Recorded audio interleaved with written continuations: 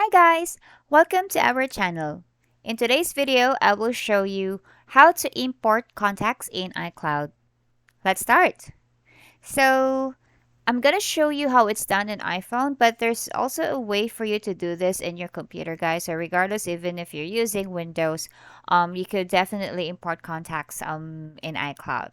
Okay, so for those who are new Apple users or iCloud in general, one good thing about that is they're able to securely store rather your contacts, and even if you're going to import your contacts there, rest assured that unless you would be able to set up, say for example, the two-factor authentication and all those things, just making sure that your account is secured, then definitely your contacts are secured. We do have other video tutorials on how this is done.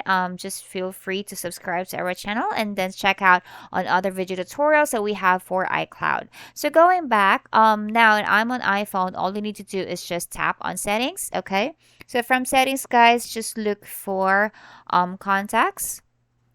So when you look for contacts, just hit on import same contacts. So once you tap on that, okay, that's located at the most bottom part of the screen, and then you just need to have a choice here if you want to import your contacts to Gmail or iCloud. Just hit on iCloud and then there. So all your contacts on your device right now that's saved on your SIM is imported to your iCloud.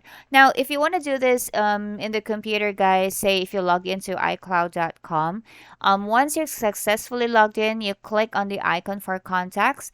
Look for the gear icon that's located at the lower portion of the page, like it's just a circle gear I am looking, and it's very easy because you just need to click on that, and then there will be option there that says import vcard. So that's how you're going to import contacts from there.